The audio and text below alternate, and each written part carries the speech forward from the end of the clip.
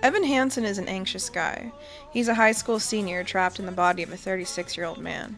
He thinks he's invisible, but he wants to be seen, so he manifests an alternate version of himself, a version who externalizes all of his nasty emotions, a version with nice parents and a hot sister. In becoming Connor Murphy, Evan Hansen is able to push past his severe anxiety and get seen by the world. Let's start with the music. The sincerity of the songs grates at my dark heart. My coming-of-age musical is Spring Awakening, and that's fine. The songs in the stage version work for that audience, and as they are being adapted here and are integral to the identity of this film, it would be unfair of me to tear these songs to shreds, as simple and joyous as that would be. What I can do is talk about the horrible music production. The music is split into two tracks, the backing instrumental and the vocal track.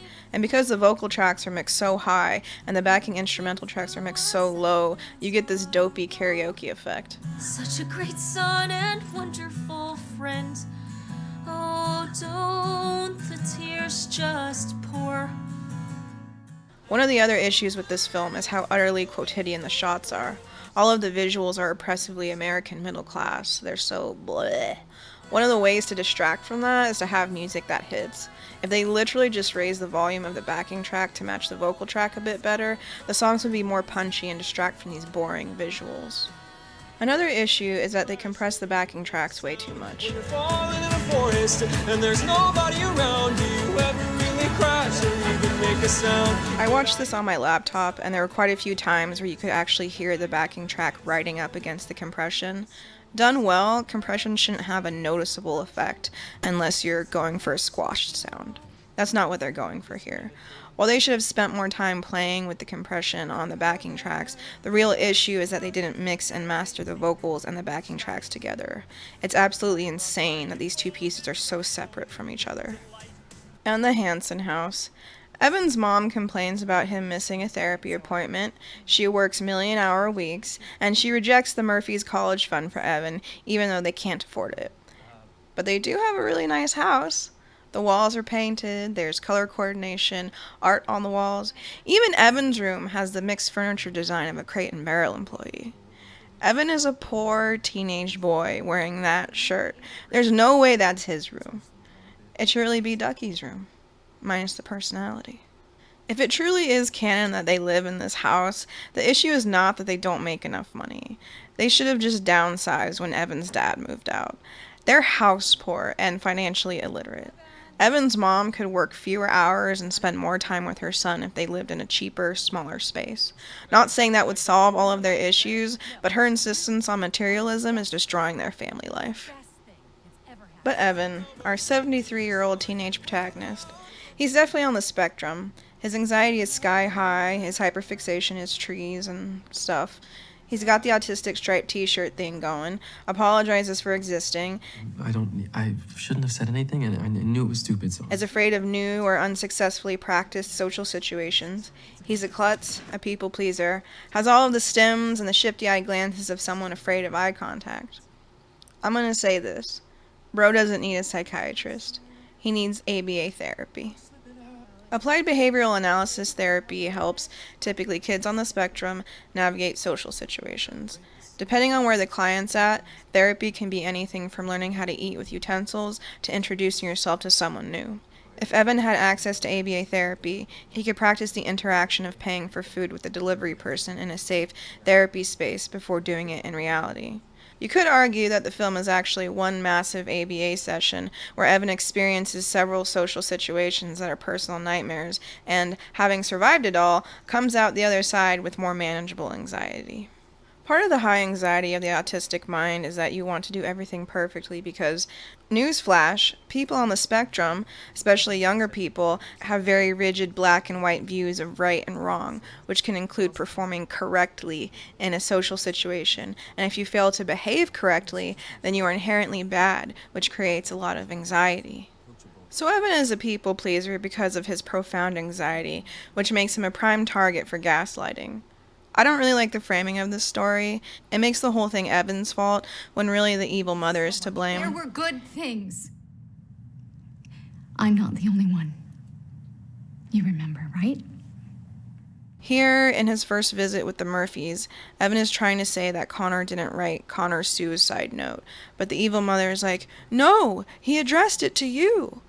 And as we've explained, Evan doesn't have enough experience with normal social interactions. He doesn't stand a chance against a grieving mother trying to redefine the life of her problematic dead son. Not saying that Evan shouldn't take responsibility at some point for his inaction, but the film never pushes the evil mother to apologize for forcing her reality onto the rest of the family, nor does the activist girl ever apologize for manipulating Evan for her cause. I'm partial to the read that Connor's mother killed him. Zoe mentions that her mom had been involved in several cults in the past. For a while it was Pilates, The Secret, Buddhism.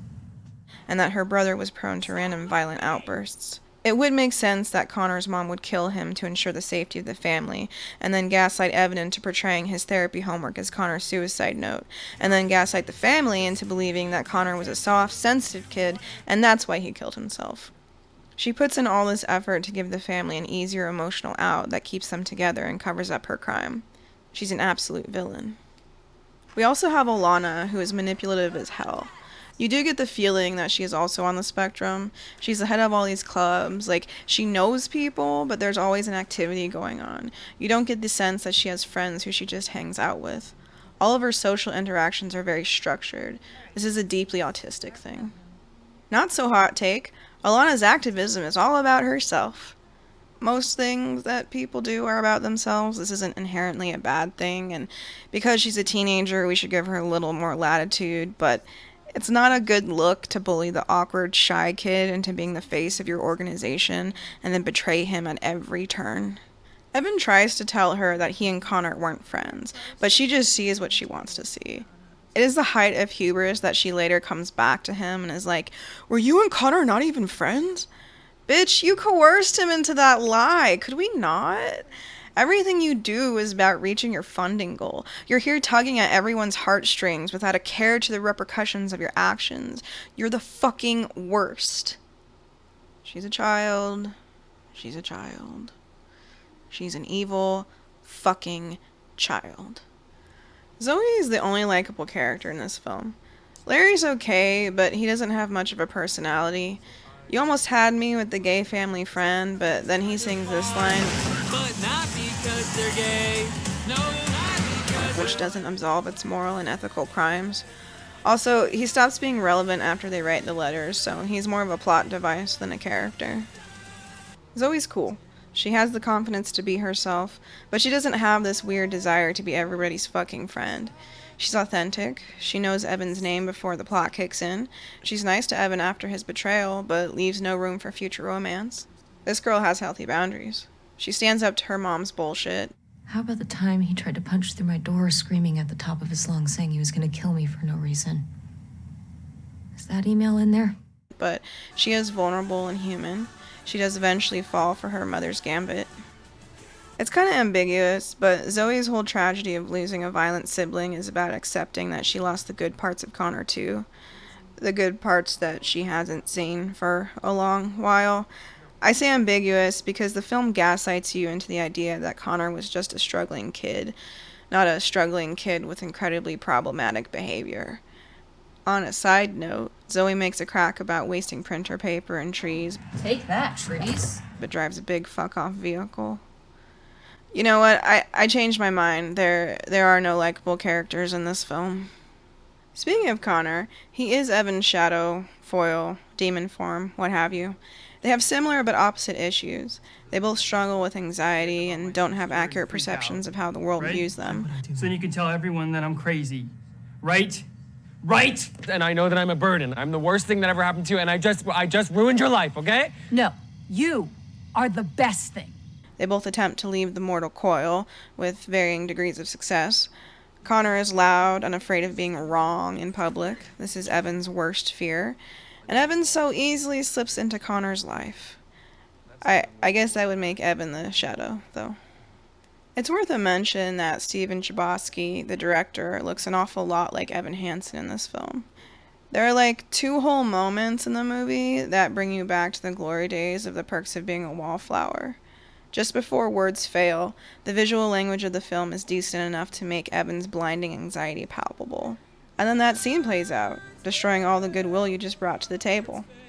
There's also a scene where Evan and Larry are talking, and Evan lies about his dad abandoning him so that he can protect Larry from a negative moment in their very positive conversation. It's not a lie that Evan needs to maintain his story. With all this smiling going on, it's quite a sad moment for him. Not sure if this is in the stage version, but this is the Chbosky that I know and love. This could have been a great film, but it's not. Please gaslight me into understanding its greatness in the comments. Bye!